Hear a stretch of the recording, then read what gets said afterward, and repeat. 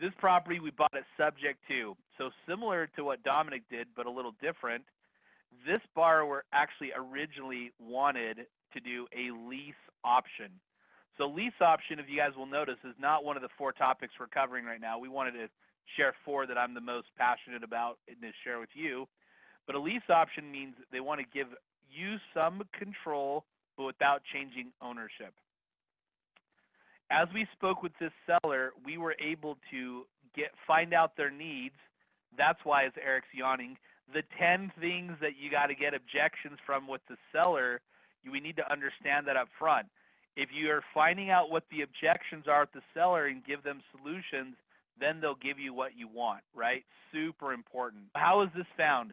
One real estate investor took a KSL boot camp again, and he actually called a property management company.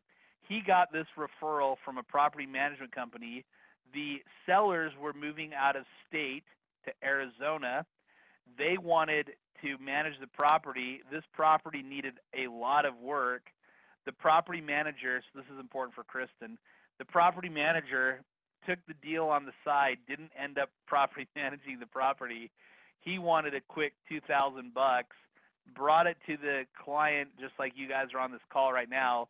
He's like, Matt, I got this deal from calling KSL, which is awesome. So here's 3 different people you can buy properties from that are professionals.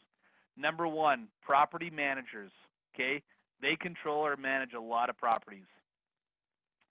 Number 2, real estate agents. They have a lot of exposure to properties. Number 3, my favorite, is other real estate investors. I've bought more properties from other real estate investors than not real estate investors, just based on relationships I've been developed or are developing. Just like with, as of right now, there's 52 of you guys still on the phone, right? So we got this property. So how did it work? The property manager wanted $2,000. The real estate investor wanted $3,000. And guess who wanted the property? Me, right? You guys could have. So what we did, we bought the property with subject to. What does the subject to mean? So an all-inclusive deed of trust, I'm going to give you guys some differences, and I'm going to share more about this on the 17th, which is an all-day event for all of you guys. There's like only 8 of you guys could show up because we're literally at capacity. So you guys can register online and save your spot. We're going to go over the difference of an all-inclusive deed of trust. An all-inclusive deed of trust, or a wrap, gives more protection to the seller. A subject to means you're deeding the property subject to the existing mortgage. When we're buying properties from sellers, I ask them what concerns they have, or really what they're doing. I don't want to say, hey, Sean, what concerns do you have that it was your birthday this last week? Well, that's not going to go very well. As I find out with Sean, saying, Sean, it was your birthday this last week, and you got some more pepper in your beard. Those abs still look good from Hillcrest, Mr. Hillcrest 1996. How are you feeling about this whole deal? Then he'll give me feedback. Now, if there's nothing that's a concern, I'm not going to go tell him, say, well, I can do an all-inclusive deed of trust here, or I can do a subject to over here. I want to be able to understand what's the easiest for me to help them with, and then we'll draft the documents accordingly. KISS, keep it simple, smarty, right? We want to keep it simple. We don't want to overcomplicate it. So really what it's subject to is you're buying the loan subject to the existing documents. So I'm going to share 5 documents you must have to do this successfully. It doesn't mean you can't do it. We'll share more about this on the 17th, but I just thought of this right now. Here are 5 documents. Number 1, you want to get a copy of the most recent mortgage note. Remember, the mortgage note is the document that explains the terms of the loan. If they happen to get a loan modification, you're going to want to get a copy of that also. Mortgage note. Number 2, the most recent mortgage statement. The most recent mortgage statement will show if they're current or not, what their interest rate is with the note or not. It'll also show if they have taxes and insurance included with the payment. Number 3, you want a copy of the most recent closing disclosure or settlement statement from the last time they purchased or refinanced the house. That document's going to help mirror that you have the right documents. Trust me, I've gotten wrong notes before on properties because people forget they've refinanced or modified.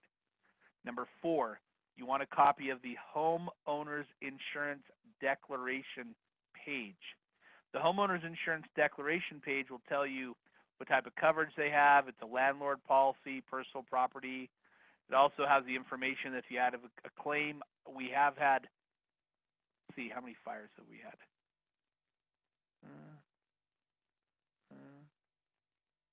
Had 3 fires. For electric dryer fire.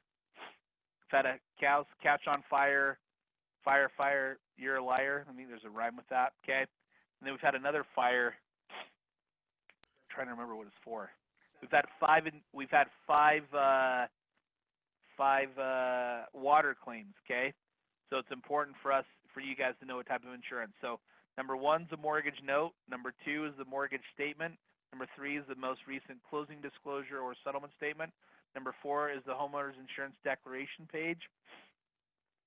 And number 5, you want to get a copy of a power of attorney when you close. John said, can a subject to be a draft such that it does not look like a sell to the original lender? So John, are you really asking, can we have some anonymity or deceitful possibly? We'll talk about that more on the 17th. So there's different ways to protect the seller to do that. But for this call, I want to make it something like that. Hey, Matt. Not deceitful. Yes, Dominic. I want to jump in here real quick on those documents. Based on what you shared, those are 4. We have a list of a few more that we'll probably be sharing during your class on Saturday. But what I want to also bring up is we've got someone on our call that has done a lot of seller financing deals. And one thing that happens that I've seen for those investors that are progressive and are buying these, at some point in time, you may not want to keep your seller financing deal, and maybe 3 years into it or so, or 2 years into it, you earn equity. And so you're like, okay, I want to sell this deal and maybe assign or transfer my rights of this deal to another investor. And so it's important to have those documents in place. So that way, number 1, you're not having to collect them in the future, because once the seller's done with you, sometimes it's hard to find them.